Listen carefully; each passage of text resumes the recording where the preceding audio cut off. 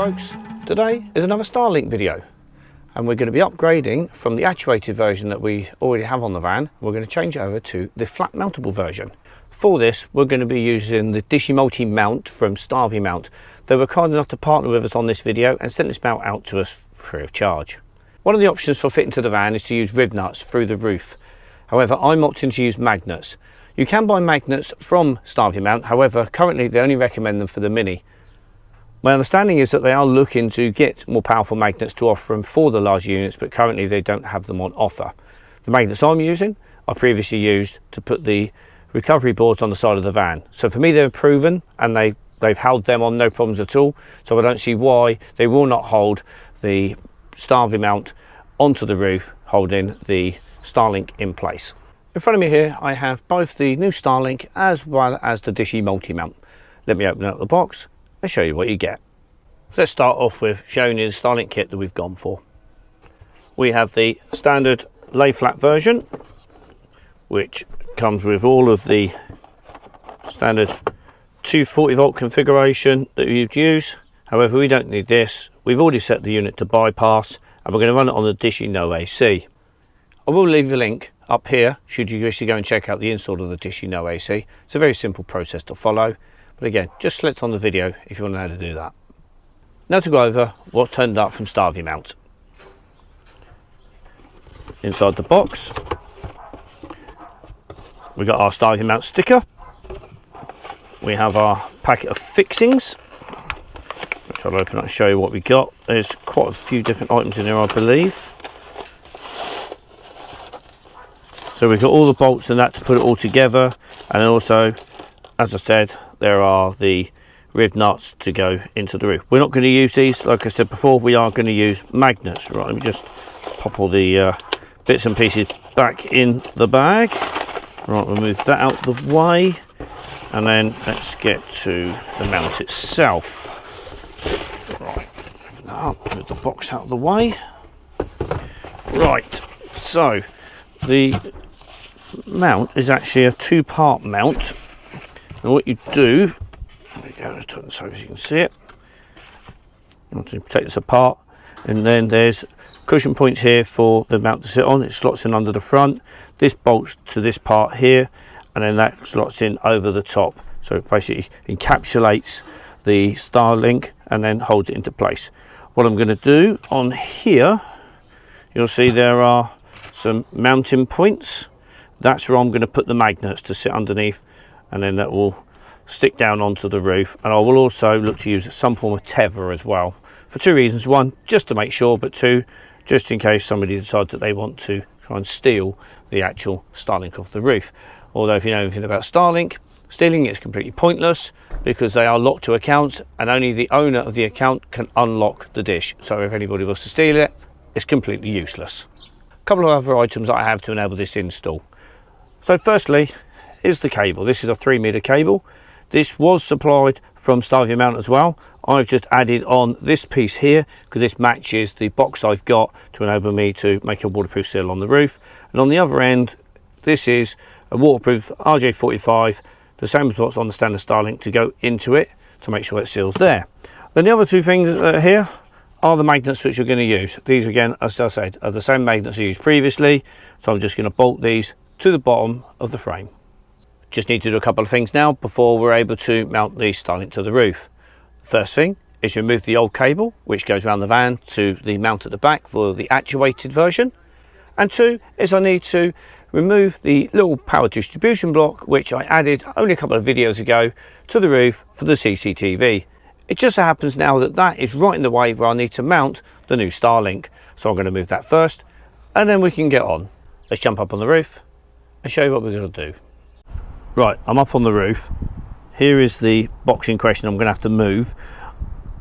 Annoyingly, it was on there square, but as it dried in the heat, it twisted. So I'm not actually that fussed about removing it because it is quite an annoyance that it's not square. I may need to move this camera as well because I'm not sure how much cable movement I'm going to be allowed. First thing I'm going to do is get the Starlink mounted and then I'll resituate this. The other thing I need to sort out is this cable here, which goes round to the box over there, which I'm going to then basically remove that because it goes all the way to the back of the van, where the mount is at the back. I've now separated off the two mounts. We've got the top part and the bottom part. This one here is the one I'm going to mount the magnets to in the corners, so it will then sit on the roof with the magnets on the underside here. So let's grab the magnets out and get them fitted. First thing I'm going to do is just separate out these two nuts or bolts that are on here. This will enable me then to fix it together.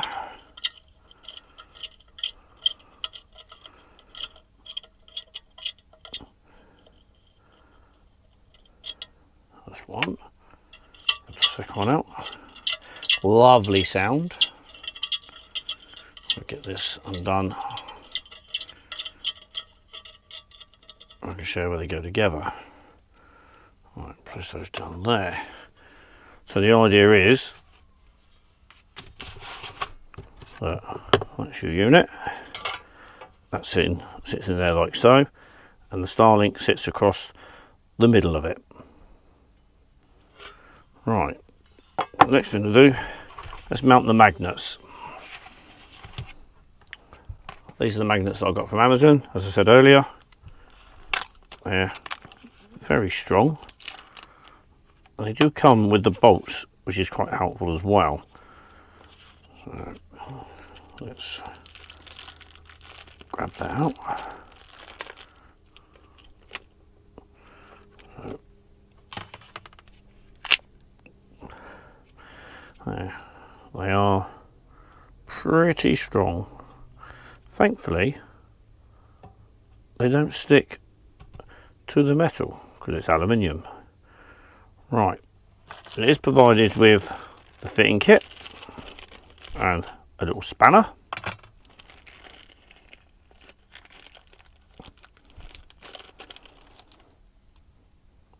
So we have 2 bolts,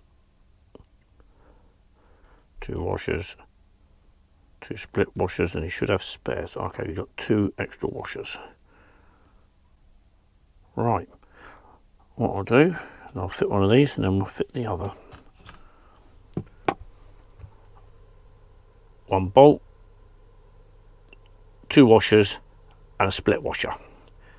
We're going to put a washer either side of the mount, and then we're going to put the split washer on the back before the magnet.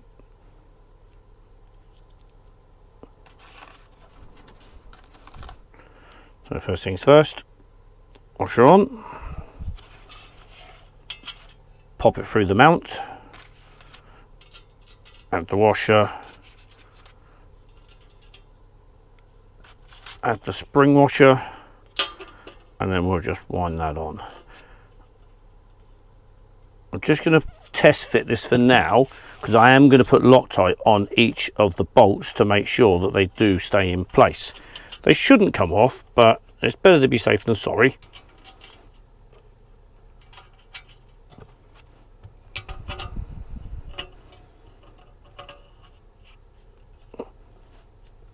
So that fits quite nicely with a nice amount of space.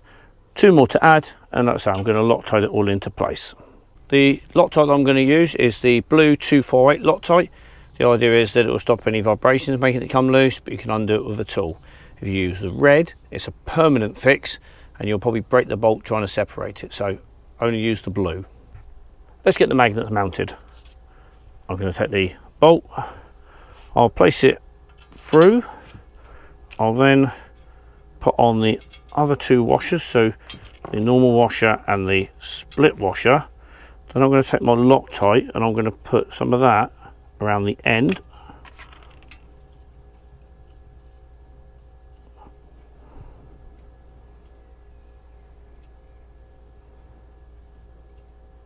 Like so.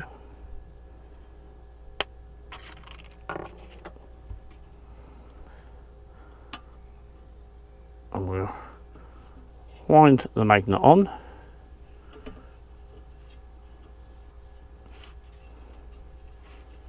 And grab the provided spanner.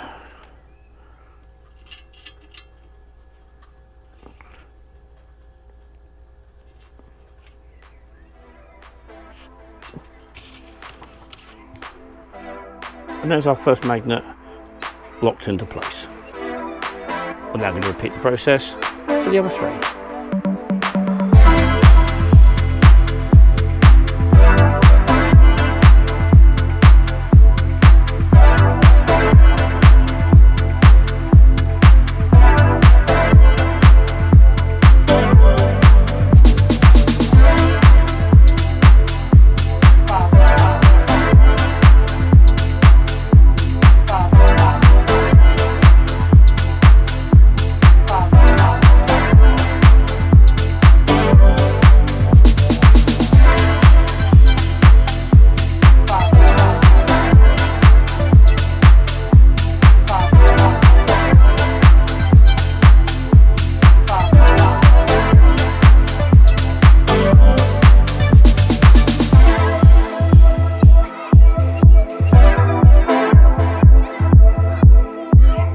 For the next bit, I need to remove the kickstand. Now you can just kind of pull this up, but it is quite awkward. So I'm going to use a trim removal tool just to enable me to pull it up enough so I can pull the unit out.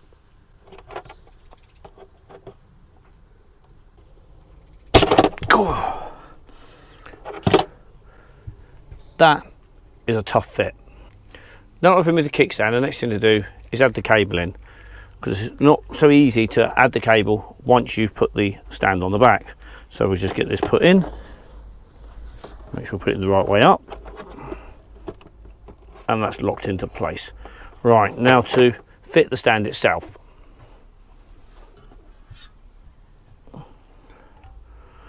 The stand is only designed to go on one way round, and you'll notice there's a V shape here.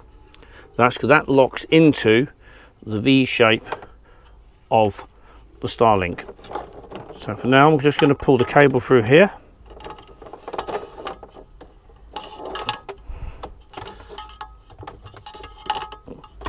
That will then enable me to lock in at the bottom, and then that sits nicely into the gap there, like so.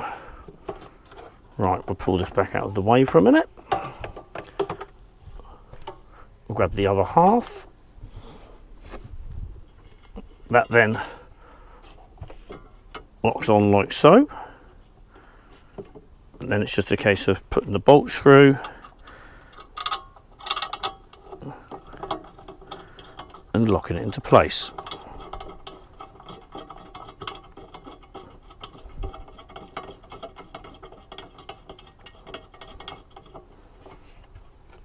And then the second bolt is on the other side here.